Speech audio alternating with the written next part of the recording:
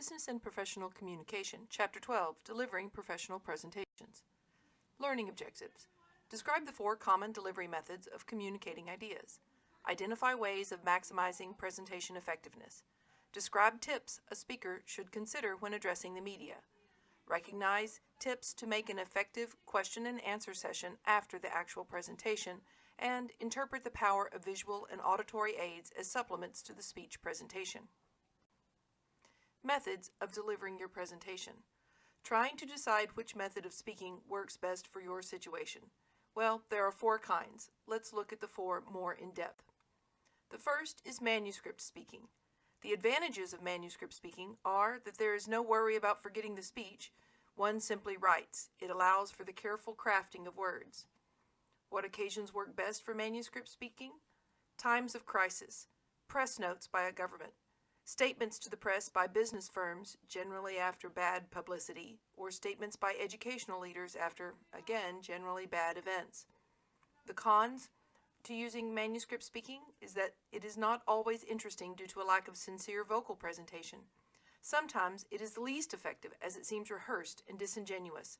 It may seem like you're reading rather than speaking, and there is less eye contact with audience, which harms your credibility. Next, we have memorized speaking, a style best left to professional actors, and even then they seem stiff and unrealistic at times. The advantages are it allows for extreme eye contact.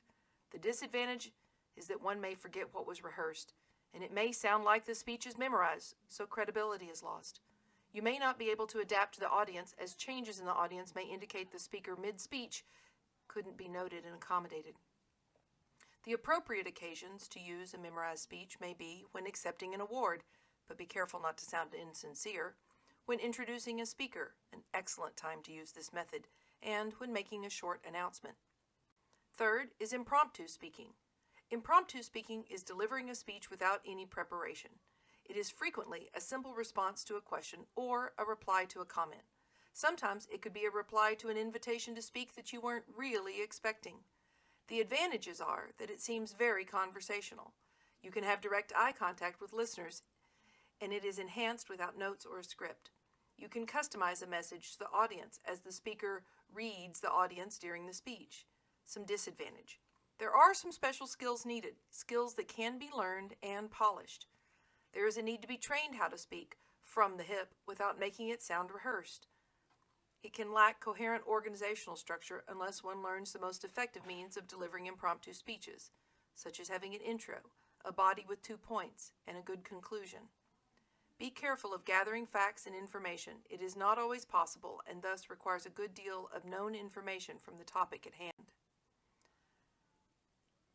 These special skills, which can be learned, are needed for a good impromptu speaker. Even Mark Twain knew that. Extemporaneous speaking is what we will do in this class. Extemporaneous delivery is advocated by most communication experts as it merges the preparation of a memorized or manuscript speech with the audience-centered and conversational impromptu style. It is speaking from a written or memorized outline and then notes on cards. It is conversational sounding. It seems fluid when the speaker has practice, and the thoughtfulness is seen when the speaker can adjust the speaking style to the audience response. Outline should always be used when developing this kind of speech. The final draft of an outline will help you know what to say next. Keyword outlines or speaker outlines will help you know the topic and then craft a sentence as you speak. Quotations might be written down or displayed on PowerPoint to get the correct quote. Statistics can be written down on screen as well. Now that you know you're going to give a speech, what can you do to prepare? First, look up to maximize eye contact. It increases credibility and listener comprehension. A lack of eye contact makes the speaker seem unfriendly, uninformed, inexperienced, or even dishonest. But too much eye contact, simply staring at only one audience member for too long, makes people feel uncomfortable. So avoid staring and understand that the amount of eye contact can differ between cultures. Some tips for this are to establish eye contact with each audience member at least once to the best of your ability. Don't look over the listener's head, as some people suggest. The audience can tell when you're missing their eyes and wonder exactly what you are looking at. Regarding your gestures, I suggest you move meaningfully Use appropriate gestures, movement, posture. With gestures, emphasize and reinforce the verbal message. Adapt them to fit the situation. Adapt them to the cultural expectation, which of course means you must know the cultures of the audience. Use what works for you and make them fit your personality. Movement from point to point helps keeps your speech smooth. Use this when you want to change the mood or momentum of your speech, not to distract the audience.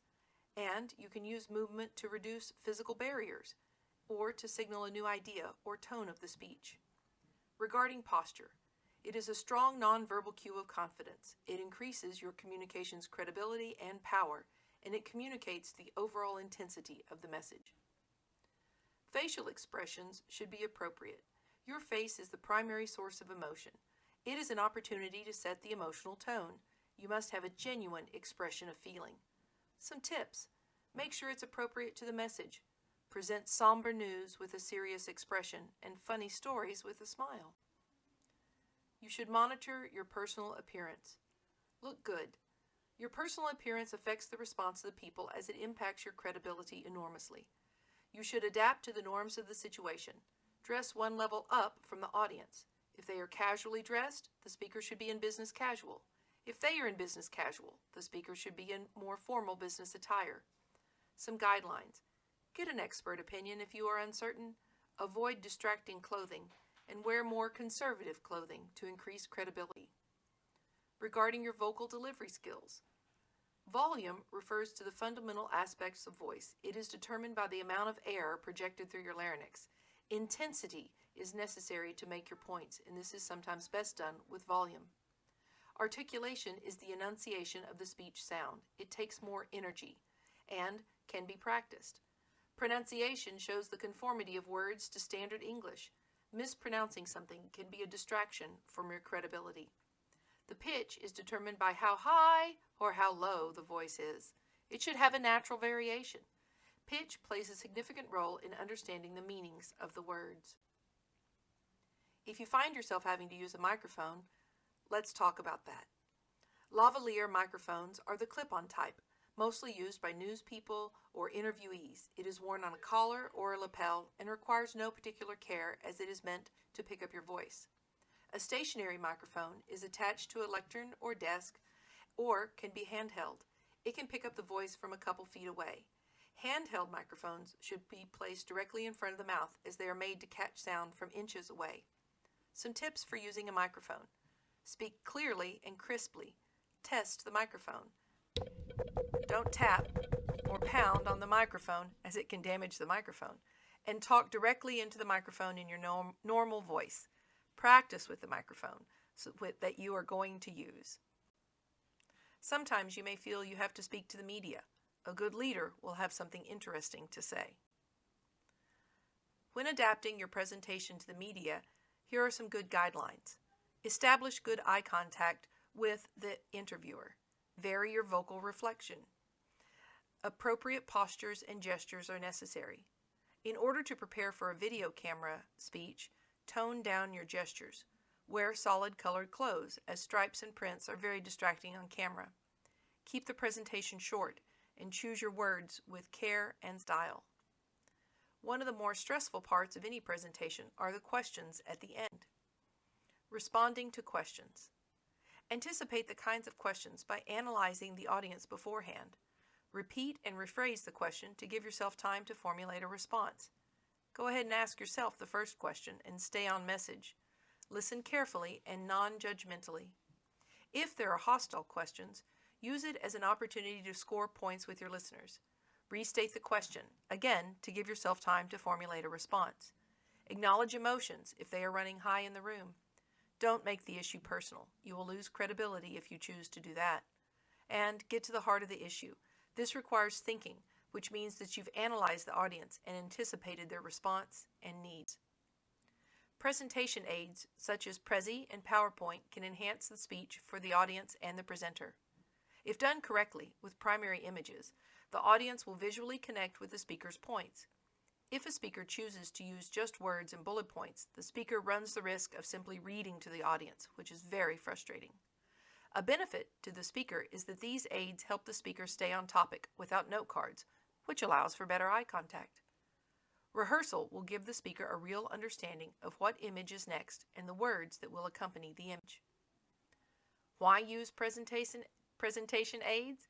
Well, it is expected to be used in professional presentations, and presentation aids enhance the quality of professional presentations. Some of the benefits are an enhanced attention by the audience, enhanced understanding of the points, enhanced recollection after the speech, enhanced organization for the speaker, and enhanced sequencing.